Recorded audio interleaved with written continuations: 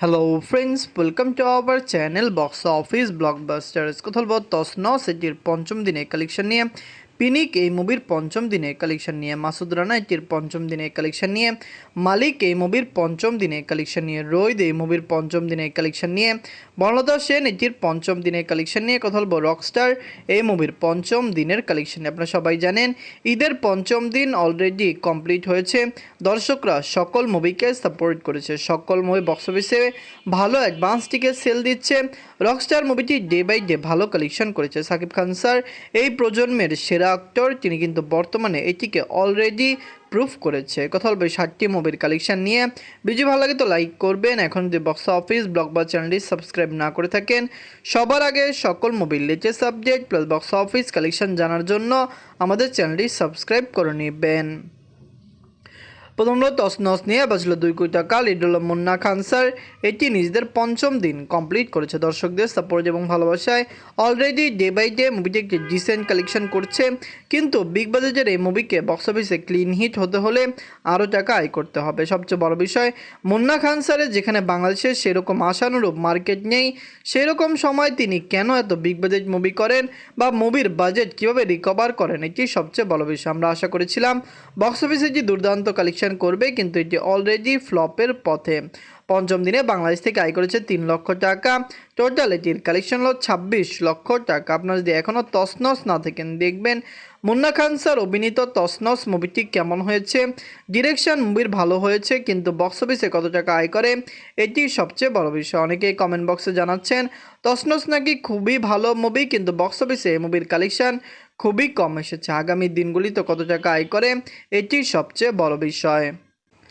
এখন কথা বলবো পিনিক নিয়ে। বাঁচলো 1 কোটি টাকা। লিড হল আদর রাজা স্যার এবং বুবলি ম্যাম, এটি নিজেদের পঞ্চম দিন কমপ্লিট করেছে। সবাই জানেন পিনিক মুভিটি যখন বক্স অফিসে রিলিজ হয়েছে, এই মুভিটি নিয়ে আমরা খুবই আশাবাদী ছিলাম যে বক্স অফিস থেকে এটির কালেকশন হবে আরও দুর্দান্ত। ফ্যামিলি জান্স এটিকে সাপোর্ট করবে এবং লং টাইমে মুভিটি একটি দুর্দান্ত কালেকশন করবে। সবচেয়ে বড় বিষয়, পিনিক রিলিজ হওয়ার পরে এটি বক্স অফিস থেকে ভালো কালেকশন করেছে। অডিয়েন্সরা এই মুভিকে সাপোর্ট করেছে, লং টাইম এই মুভিটি রান করতে পারবে। পঞ্চম দিনে বাংলাদেশ থেকে আয় করেছে 3 লক্ষ টাকা। টোটাল এটির কালেকশন হলো 25 লক্ষ টাকা। আপনারা যদি এখনও পিনিক না থাকেন, দেখবেন আদর রাজা স্যার এবং বুবলি ম্যাম অভিনীত পিনিক মুভিটি কেমন হয়েছে, লং টাইমে এই মুভি কত টাকা আয় করতে পারে। আমরা আশা করছি যে বক্স অফিসে কমপক্ষে 50 থেকে 60 দিন রান করবে। অবশ্যই বক্স অফিসে এটি 1 কোটি প্লাস বিজনেস করতে পারে। পিনিক আরও বেশি সিনেমা হল রিলিজ হতে পারে, কারণ আদর রাজা স্যারের মুভি 2 থেকে 3 সপ্তাহ পরে ভালো সিনেমা হল পায়।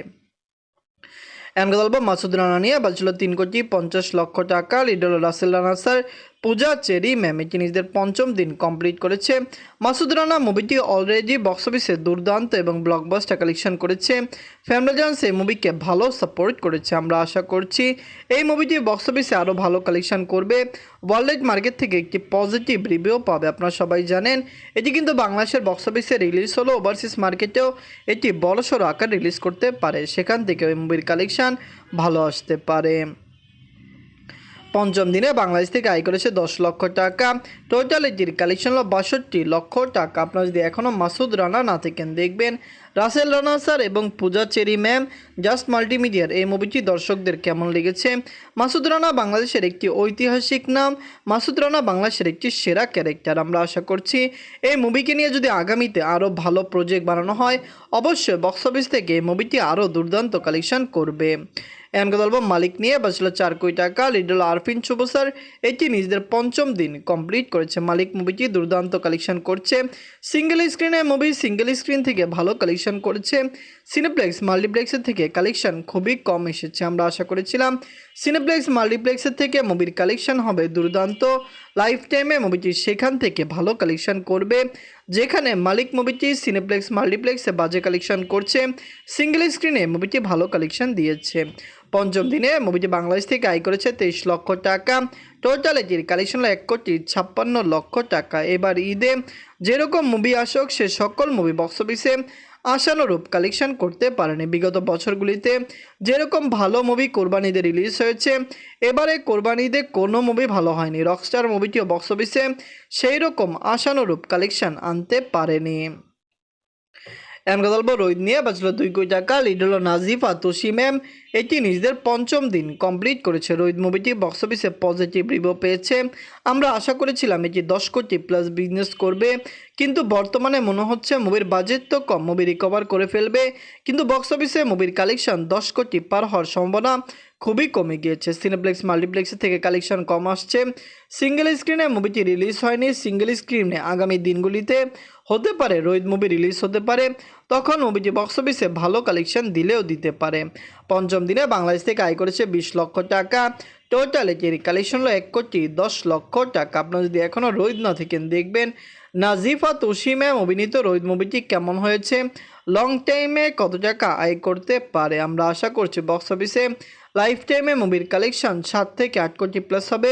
10 কোটি টাকা প্লাস বিজনেস করার সম্ভাবনা এখন অনেক কমে গিয়েছে। আগামী দিনে আয় করতে পারে কিনা এটি সবচেয়ে বড় বিষয়। এখন বলবো বনলতা সেন নিয়ে। বাঁচলো 1,70,00,000 টাকা। লিড হলো খায়রুল বাশার স্যার। এটি নিজেদের পঞ্চম দিন কমপ্লিট করেছে। আপনারা সবাই জানেন বনলতা সেন মুভিটি দুর্দান্ত কালেকশন করছে, বক্স অফিসে একটি সাকসেসফুল রান করছে। ফ্যামিলিজন সাপোর্ট করলে লাইফ টাইমে মুভির কালেকশন আরও বেটার আসতে পারে।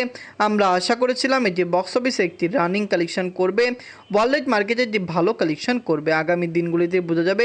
খায়রুল বাশার স্যার নিজেই বলেছেন তিনি এই মুভিতে অনেক বেশি কষ্ট করেছেন, পরিশ্রমের মাধ্যমে ভালো কাজ এবং পারফরমেন্স তিনি দর্শকদের দিয়েছেন। পঞ্চম দিনে বাংলাদেশ থেকে আয় করেছে 18 লক্ষ টাকা। টোটাল এটির কালেকশন হলো 91 লক্ষ টাকা। মুভিটি বক্স অফিসে 91 লক্ষ টাকা প্লাস বিজনেস করলো। রোহিত এবং বনলতা সেন দুইটি মুভি নিয়ে আমরা আশাবাদী ছিলাম, দুইটি মুভি বক্স অফিসে 10 কোটি প্লাস বিজনেস করবে। বনলতা সেন একটি ভালো মুভি হলো, সিনেপ্লেক্স মাল্টিপ্লেক্সের থেকে এটির কালেকশন খুবই কম এসেছে এবং এরকম মুভি সিঙ্গেল স্ক্রিনে খুবই কম চলে, যার কারণে আগামী দিনেই বোঝা যাবে মুভিটি বক্স অফিস থেকে কত টাকা আয় করতে পারে। এখন কথা বলবো রকস্টার নিয়ে। বাঁচলো 10 কোটি টাকা। লিড হলো global superstar Shakib Khan sir. আপনারা সবাই জানেন সাকিব খান স্যার বাংলাদেশের সবচেয়ে বড় সুপারস্টার, মেগা স্টার। বাংলাদেশে 10 কোটি টাকা বাজেটের মুভি বানানো মানে এটি একটি বড়, আপনারা জানেন, রিস্ক, কারণ বাংলাদেশে এরকম মার্কেটই নেই যেখান থেকে এত বিগ বাজেটের মুভি প্রফিট করতে পারবে। কিন্তু সাকিব খান স্যার বর্তমানে বাংলাদেশ এবং ওভারসিজ মার্কেটে ভালো একটি মার্কেট ভ্যালু রয়েছে, যার কারণেই কিন্তু তার মুভিগুলিকে বিগ বাজেটে বানানো হয়। শুধু 10 কোটি নয়, তার মুভি কিন্তু 15 কোটি বাজেটেও বানানো হয়েছে। বরবাদ, তুফান, তাণ্ডবের মতো ব্লকবাস্টার মুভি তিনি দিয়েছেন। প্রিয়তমার মতো মেগা ব্লকবাস্টার মুভি তিনি দিয়েছেন। এভারেজ মুভিগুলিও তার ভালো কালেকশন এনেছে। রকস্টার মুভিটিও ডে বাই ডে দুর্দান্ত কালেকশন করছে। পঞ্চম দিনে বাংলাদেশ থেকে আয় করেছে 1,65,00,000 টাকা। টোটাল এটির কালেকশন হলো 15,48,00,000 টাকা। সবচেয়ে বড় বিষয়, আপনারা সবাই জানেন রকস্টার কিন্তু প্রথম 4 দিন সিনেপ্লেক্স মাল্টিপ্লেক্সের থেকে দুর্দান্ত কালেকশন করেছে, ভালো ওপেনিং নিয়েছে। চতুর্থ দিন এবং পঞ্চম দিনে এসে কালেকশন কিছুটা হলো সিনেপ্লেক্স মাল্টিপ্লেক্সে ড্রপ দেখা দিয়েছে। আগামী দিনগুলিতে এই কালেকশন আরও ড্রপ দেখা দিতে পারে, কিন্তু আমরা আশা করছি রকস্টার কমপক্ষে 20 দিনে সিনেপ্লেক্স মাল্টিপ্লেক্সের থেকে ভালো কালেকশন করবে। কমপক্ষে সিনেপ্লেক্স মাল্টিপ্লেক্সের থেকে লাইফ টাইমে মুভিটি 7 থেকে 8 কোটি প্লাস বিজনেস করতে পারে। ওয়ার্ল্ড মার্কেটে লাইফ টাইমে 50 কোটি প্লাস বিজনেস করার সক্ষমতা রাখছে। তসনস, পিনিক, মাসুদ রানা, মালিক, রোহিত, বনলতা সেন এবং রকস্টার এই 7টি মুভির মধ্যে সবচেয়ে সেরা বাংলা মুভি কোনটি, কমেন্ট করে জানিয়ে দিয়েন। ধন্যবাদ।